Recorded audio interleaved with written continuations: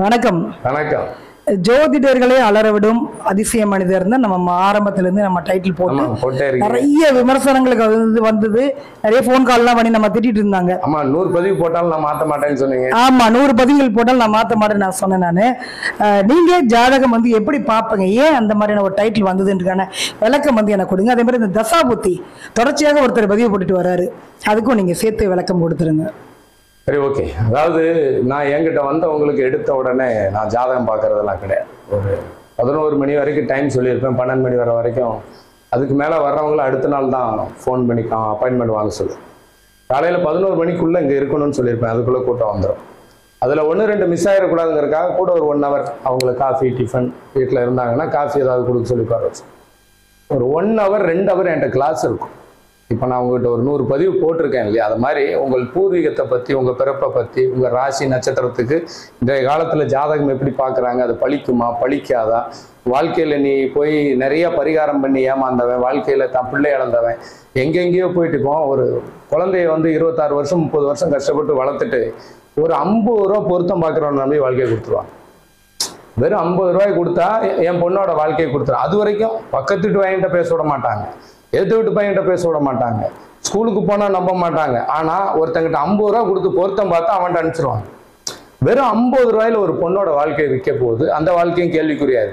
சில பேர் 5000 கொடுத்து வாழ்க்கை, எனக்கு தெரிஞ்சு இவங்கெல்லாம் பொருத்தம் பார்க்குறாங்கன்னு சொன்னால் இவ்வளவு பிரச்சனை இருக்குன்னா இன்னொருத்தங்க மேலே பழிய போட்டுருவாங்க. அவங்க பார்த்தது சரி இருந்திருக்காது, இந்த நேரத்தில் இந்த நட்சத்திரம் இந்த பாதத்துக்கு இது சேர்த்துருக்கு, ஒருத்தர் மேலே ஒருத்தர் பழிய போட்டுட்டு தன்னை நியாயப்படுத்துகிற உலகம் இது.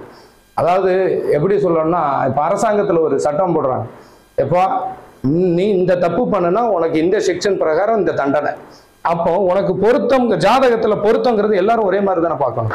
எல்லா ராசிக்கும் எல்லா நட்சத்திரத்துக்கும் எல்லாத்துக்கும் பலனுங்கிறது, அது பலன் ஒரே நட்சத்திரத்துக்கே பிரச்சனைன்னா மாறுபடும். அப்படிங்கிற எனக்கு தெரிஞ்சு யாரும் அதுக்கு தகுந்த உணவை சொல்லலை, கோயிலாக தான் அனுப்புகிறாங்க. யாரும் பூர்வீகத்துக்கு போக சொன்னதெல்லாம் குலசாமியை வேணா கும்பிட சொன்ன தர ஒவ்வொரு விஷயமும் இன்னைக்கு ஒரு 20 வருஷத்துல எனக்கு தெரிஞ்சு இப்போதான் நிறைய அமாவாசை திதி தர்ப்பணம் ஆன்மீகம் இந்த மாதிரி நிறைய பெருகிட்டே. என்கிட்ட வந்தவங்களுக்கு இந்த 1 hour கிளாஸ் எடுத்ததுக்கு அப்புறம் என்கிட்ட வந்தவங்க திருப்பி யார்கிட்டையும் போக மாட்டாங்க. 100% நான் சொல்லிடுவேன், என்கிட்ட புரிஞ்சுக்கிட்டாங்க அப்படின்னா வெளியே போகவே போகாது. அப்படி ரெகுலர் கிளைண்ட் நிறைய இருக்கும். நான் ஒரு தடவைக்கு மேலே பார்க்க மாட்டேன்னு சொல்லுவேன், இங்கே ஒரு தடவைக்கு மேலே வராதிங்கன்னு சொல்லுவேன். இங்கே அதே மாதிரி ஃபோன் எடுத்த உடனே கவலைப்படாதீங்க நான் உங்களை காப்பாற்ற அப்படியெல்லாம் பேசவே மாட்டேன். விதி இருக்கிறவன் இங்கே வரட்டுங்கிறதுக்காகவே பாதி மூஞ்சி லட்சம் மாதிரி பேசுவேன். அப்போ தான் தனக்கு பசிக்கிறவன் வருவான் அப்படிங்கிறதுக்கு. இந்த கிருஷ்ண பரமாத்மா 5 பேரை தான் காப்பாற்றினார். ஏன் கௌரவப்பட 100 பேரும் அவனுக்கு மாமன் தான், மருமகன் தான், அத்தனை 100 பேர் ஏன் காப்பாற்றல? தர்மம். அதே மாதிரி எனக்கு ஆன்மீகத்தின் உச்சத்துக்கே போவேன்னு சொன்னது அதே கிருஷ்ண பரமாத்மா, அவரை தான் வீட்டுக்குள்ளே வச்சிருக்கேன். அப்போ என் தலைமுடி கூட என்ன கேட்டு ஏங்காதுங்க. அப்போ நான் பேசுகிறேன், இப்போ உங்களுக்கு வாக்கு சொல்கிறேன்னா உங்கள் குலசாமி தான் என்கிட்ட வரும், முன்னோர் வரும். அது மாதிரி தான் இப்போ தசாபுத்திங்கிறது சூரியன்னா தாத்தா. எனக்கு எங்கள் அப்பா அம்மா இருக்காங்க. அப்போ எனக்கு கேது தசை வரும்போது எங்கள் அப்பாவுக்கு தாத்தா சாமி ஆடினாரா நான் பார்க்குறேன். கேது எங்கள் அப்பாவுக்கு தாத்தா, அது எனக்கு லக்னத்தில் அந்த குரு தசை வரும்போது இந்த காட்டு. அப்போ தசாபுத்திங்கிறதும் முன்னோர்களை வச்சு தான் இயங்குது. முன்னோர்களை தான் கிரகங்களா போட்டு வச்சிருக்காங்க. எப்படி இந்த சூரியன் பிறந்ததுக்கு அப்புறம் மற்ற பிளானட்ஸ் பிறந்த மாதிரி எங்க தாத்தா ஆதி காலத்துல இருந்ததுக்கு அப்புறம் என் குடும்பம், அது சூரிய குடும்பம், இது என் குடும்பம். அது நவகிரகம்னா இது நவகிரகம். சிவனுக்கு நவகிரகம் கோயில் இருக்கு. அதே மாதிரி சிவனுக்கு மனைவி தான் உங்களுக்கு காளி, சாலிக்கு நவகிரக நாயகின்னு இருக்கு. 2 முக்கியம். அதே மாதிரி உங்களுக்கு இன்னொரு விஷயம் என்னன்னா, அந்த ஜாதகத்தை நான் எதுக்காக தப்பு சொல்லுவேன் அப்படின்னா, 1960க்கு அப்புறம் லீப் வருஷம்னு ஒன்று கொண்டு வந்தாங்க. அப்போ ஒரு செகண்டுக்கு மில்லி செகண்ட் கம்மியாக சுற்றுதும் போது உங்களுக்கு கம்ப்யூட்டரில் தான் இன்னைக்கு எல்லாமே, கம்ப்யூட்டர் பொம்மை தான் வேலை செய்யுது எல்லாமே. அந்த கம்ப்யூட்டரில் வாட்சுக்கு டைம், உங்கள் டைம் ஒன்று இருக்கும், என் டைம் ஒன்று இருக்கும், அந்த ஆஸ்பத்திரியில் ஒரு டைம் இருக்கும். இருந்தாலும் நீங்கள் குறிக்கிறீங்க, ஓகே. அப்போ லீப் வருஷம் 4 நாளைக்கு ஒன்று 4 வருஷத்துக்கு ஒரு நாளை சேர்த்துட்டாங்க. 4 வருஷத்துக்கு ஒரு நாள் எக்ஸ்ட்ரா 366 நாள்னு போட்டாங்க. அதுக்கப்புறம் அப்ஸ் அண்ட் டவுன் இப்போ ஒரே மேலே போயிடுச்சு. ஒரு நாளைக்கு ஒரு செகண்டுக்கு மில்லி செகண்ட் வேகமாக சுற்றி 24 மணி நேரத்துக்கு முன்னாடியே பூமி சுற்றி முடிச்சிருச்சு. 23.56. அப்போ ஒரு நாளைக்கு அப்படிங்கும்போது அதே மாதிரி ஒரு வருஷத்துக்கு அதுவும் 1.5 நாள் வித்தியாசம். உங்களுக்கு அப்பவும் ஒரு பாதம் 6 மணி நேரம் ஆகும் சந்திரன் மாறுறது. ஒரு டே, ஒன் டே. அப்போ நான் ஜாதகத்தை எதன் அடிப்படையில் நான் பார்ப்பேன் அப்படின்னு சொல்லி பார்த்தீங்கன்னா, சோழர்கள் காலம் இருக்கு இல்லையா, சோழர்கள் வந்து நம் முன்னோர்கள்லாம் ஒரு கடிகாரம் வச்சிருந்தாங்க. எப்படி வச்சிருந்தாங்கன்னா, இப்படி நீ எதை சிவலிங்கன்னு சொல்றியா அந்த வடிவத்தில் கடிகாரமே வச்சிடலாம். எப்படி எங்க போனாலும் கொஞ்சம் சிவலிங்கம் வந்துடும். இந்த வடிவத்தில் கல்லை வச்சு இதுல ஒரு குச்சை வச்சுட்டான். இது காட்டுற நிழல் 12 மணி நேரம். இதுல அந்த 12க்கு போக இது அந்த பகலை தான் அவன் குறிக்கிறான். நீ எவ்வளவு லேட்டா வேணாலும் உதிச்சுக்க, நீ உதிச்சு வர்ற டைம் எனக்கு 6 மணி. அதனாலதான் சூரியன் உதிச்சா மட்டும் ஜாதகம் பார்ப்பான். அது உதிக்கிற நாளை கணக்கு பண்ணிட்டு மறைகிற நேரத்தை கணக்கு பண்ணி அதுல இருந்து 2 மணி நேரமா சேர்த்து உங்களுக்கு டைமிங் எடுத்துக்குவான். நம்மளுடைய முன்னோர்கள் வந்து ஆன்மீகத்தை கணிதமா பயன்படுத்தி உங்களுடைய கணக்கு வழக்கு எல்லாத்தையும் அவன் தான் சொல்லி கொடுத்துருக்கான். இன்னைக்கு இதுக்கும் என்ன சொல்லுவாங்கன்னா பரிகாரம். உங்களுக்கு ஜாதகம் தப்பா சரியா எல்லாத்துக்கும் பரிகாரம் தான், தீர்வுலாம் கிடையாதுங்க. இப்போ வந்து எல்லா இடத்துலயும் பரிகாரம் எப்படி இருக்குன்னா, நீ செல்வந்தாகணும், உன் பிரச்சனை தீர்ந்து நீ செட்டில் ஆகணும், வெளிநாட்டு யோகத்தை தருவார். வெளிநாடுங்கிறது இங்க உள்ள மண்ணுக்கு எனக்கு அது புறம்பானது. நான் ஏன்டா உள்நாட்டை விடு, என் வீட்டை விட்டு நான் ஏன்டா தெருவுலையும் போனேன்.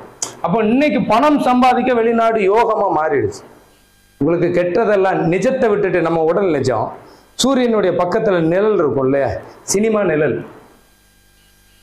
இந்த சினிமாவில் நட்சத்திரங்களுக்கு இன்னைக்கு வந்து கொடுக்குற அவார்டு பாத்தீங்களா? நிஜ விவசாயிக்கு என்ன அவார்டு இருக்கு? நிழலுக்கு அவார்டு. நிழலை நம்பி வாழும் கலியுகம் இது. நிஜத்தை ஒருபோதும் நம்ப மாட்டான், பரிகாரத்தை நம்புவான். தன் கடமையை விட்டதுதான் இந்த பிரச்சனைன்னு யாரும் நம்ப மாட்டான். எப்படி தன் கடமை விட்டு போச்சு, அதனால நமக்கு இந்த ப்ராப்ளம் யாரும் நம்பல. நாங்க எங்களுக்கு வாழ்றதுக்கு இன்னைக்கு வாழ்றதுக்கு சமூகத்துக்கு வந்த தகுந்த மாதிரி நீ இந்த கோயிலுக்கு போனா, நான் கொஞ்சம் வேதனையில் இருக்கேன், என் வேதனை தீர்ற மாதிரி நீ கொஞ்சம் அழகா பேசணும், அவ்வளவுதான், வேற ஒண்ணுமே கிடையாது. நீ உண்மையை உறக்க சொன்னா, அந்த காலத்துல உண்மையை உறக்க சொல். பொய் பேசுறவன் தான் புகழ்ந்து சொல்லணும். அப்போ உறக்க சொல்றவன் மேல உனக்கு கோபம் தான் இருக்கும். அப்போ உங்களுக்கு வந்து கவலையப்படாதீங்க, இந்த கோயிலை மிதிச்சிங்கன்னா இது நல்லது நடக்கும். அப்போ இப்படி சொல்றவன் தானே நம்பர் 1 கோடீஸ்வரனா இருக்கணும். இன்னைக்கு அம்பானி அதானி தாங்க கோடீஸ்வரன், சொல்ற ஜோசியக்காரனோ சாமியாரோ கிடையாது. அவங்களே அந்த இன்னைக்கு இருக்கிற அரசியலே அவங்கள நம்பிதான் இருக்கு. அன்னைக்கு நம்மளை ஆண்டது மன்னர்கள், மன்னர்களுக்கு வாரிசு நிறைய இருந்தது. அதாவது சொல்லுவாங்கல்ல, மணிமுடியை போல் தான் மன்னர்கள், மன்னர் வாழ்க்கையை போலதான் மக்கள். மன்னர் நல்லா இருந்தா நம்ம நல்லா இருக்கும். அவனுக்கு வாரிசுகள் அதிகம். நாமளும் வாரிசு பிள்ளைகளோட வாழ்றதுக்கு என்ன வழிங்கிறத அவன் பார்த்தான். இன்னைக்கு நம்ம தலைமைக்கே வாரிசு கிடையாது. நமக்கு வாரிசு இருந்தா என்ன இல்லைன்னுங்கிற கவலை அவங்களுக்கு இருக்காது. அதனால நிறைய ஒருத்தர் மேல ஒருத்தர் குறை சொல்லி இன்னைக்கு இருக்கிற காலத்தை ஓட்ட தான் பார்ப்பாங்களே தவிர, ஒரு அழிவுன்னு வரும்போது அதை உணர்ந்த பெரியவர்கள் சிலது சொல்லும் போது, கற்றறிந்த பெருமக்கள் அதுவும் பூர்வீகம் தேடி ஓடும்போது சில அந்த காலம் மாறி பூர்வீகம் போனவங்களுக்கு சில உண்மை தெரிஞ்சவங்க, இதன் பற்றி தெரிஞ்சவங்க விளக்கம் கொடுத்துட்டு அதுக்கப்புறம் அவங்க மாறுவாங்க. ஒரு பையன் கேள்வி கேட்டிருந்தான், ஆண் வழியில இறந்தா 48 நாள் கோயிலுக்கு போக கூடாது, பெண் வழியில இறந்தா என் கோயிலுக்கு போயிடலாம். அதே மாதிரி உணர்வார்கள்னு சொன்னேன் இல்லையா, ஆண் வெளியிலங்கும் போது வேற ஒண்ணுமே கிடையாதுங்க. ஆண் வெளியிலங்கும் போது அண்ணன் தம்பி எல்லாருமே அன்னைக்கு வந்து சித்தப்பம்புள்ள மாம்புள்ள எல்லாருமே ஒரே ஊருக்குள்ளதான் வாழ்ந்தோம். அதாவது சோறு கிடைக்கும் போது வேட்டையாடி உண்ண பரம்பரை எல்லாம் நம்ம காலத்துல இருக்கும். அவனுக்கு சோறு அன்னைக்கு சோறு பத்தாக்குறை. அதுக்கு அடுத்த தலைமுறைக்கு விவசாயம் பண்ணி சோறு சாப்பிட பழகிட்டோம். அதுக்கு அடுத்த தலைமுறைக்கு சாப்பாடு இன்னைக்கு சாய்ஸ். உனக்கு என்ன வேணுங்கிறத நீ வந்து அட்டை போட்டு சாய்ஸ் பண்ணிக்கலாம். அன்னைக்கு அப்படி கிடையாது. வேட்டையாடி திங்கும் போது 2 நாள் பட்னியா இருக்க வேண்டியிருக்கும். அதனால அவங்க கந்தலானாலும் கசக்கி கட்டு, குளித்து உண்ணு, காலையில் எழுந்த உடனே குளிச்சுட்டு தான் எதையும் செய்யணும். இதெல்லாம் சுத்த பத்தத்துக்கு சொன்னது. அவங்க உடம்புல இருக்கிற அந்த கிடைக்கக்கூடிய உணவை வந்து பகிர்ந்து உண்ணு, அதெல்லாம் இருக்கிறதுக்கு தகுந்த மாதிரி சொன்னது. இன்னைக்கு உனக்கு ஆப்ஷன் ஆயிடுச்சு. ஆனா அன்னைக்கு இருந்த சத்து இன்னைக்கு கிடையாது. இது டூப்ளிகேட்டு. அப்போ ஒரிஜினல் இங்க யாரும் தேடுறதில்ல. அப்போ நம்ம சொந்த பந்தம் எல்லாமே இருக்கு. அன்னைக்கு யாரு அண்ணன் தம்பி அங்காளி பங்காளி எல்லாம் ஒரே கூட்டமா இருக்கிறதுனால அந்த கட்டி கொடுத்த பொண்ணு அந்த வீட்டில தான் இருக்கும். அப்போ அன்னைக்கு வந்து போக்குவரத்து கிடையாது. காட்டுக்குள்ள இந்த நெருப்பு பந்தத்தை ஏந்தி ஒரு 10 பேரா போய் இந்த மாதிரி ஒரு நிகழ்ச்சி, அப்படியெல்லாம் அன்னைக்கு இறப்புலாம் கம்மி. ஏன்னா எல்லாருமே ஆரோக்கியமா தான் இருந்தாங்க. அப்போ போய் சொல்றதுக்கு, தகவல் சொல்றதுக்கு 8 நாள் காரியம், 16 நாள் காரியம். அப்ப நம்மளுடைய 8 நாள், அந்த 16 நாளுக்குள்ள எல்லா விஷயமும், அந்த 8 நாள் உள்ள வரக்கூடிய நம்ம உடம்புல, நம்ம இப்ப ஐஸ் கட்டியில வச்சா எப்படி இருக்கும், உடம்பு அப்படியே இருக்கும். தண்ணியில போட்டா அழுகிடும். அதே மாதிரி உங்களுக்கு உப்பு நீரில் போட்டால் கெடாது.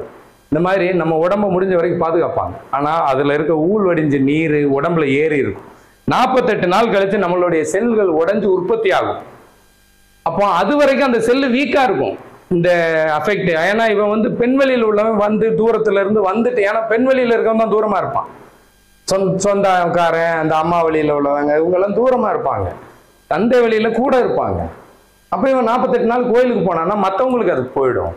அதே மாதிரி இவனுக்கும் மலை மேலே உள்ள கோயிலுக்கு ஏறினால மூச்சு திணறல் வரும், அந்த வாடகைக்கு மிருகங்களால் பாதிப்பு வரும். எல்லாமே அறிவியல். அப்போ தந்தை வழி தெய்வம் 48 நாள்ல அந்த அணுக்கள் உடைஞ்சு புதுசாக உற்பத்தி ஆகிற வரைக்கும் நீ கோயிலுக்கு போகாத. அதைத்தான் ஒரு மண்டலம். 48 நாள்ல செல்லும் உடஞ்சி உற்பத்தி ஆகும். 48 நாளுங்கிறது நம்ம பூர்வீகம், அதுவும் மண்டலம். அதான் பாண்டிய மன்னன் ஆண்டது, இப்படி சோழ மன்னன், அதுவும் மண்டலம். நீ ஜாதகம் பார்க்குறீன்னா அதுவும் மண்டலம். எல்லாமே மண்டலம்னா கிரகங்கள் ராசி நட்சத்திரத்தை அடிச்சு அதை படிச்சு படிச்சு உனக்கு வாழ்க்கைங்கிறத போதிச்சுட்டு போயிட்டான். நல்லா பார்த்துங்க, நம்ம கற்காலத்துல கல்லாதவர்கள், அதுக்கு முன்னாடி இருந்தவன் சித்தர்.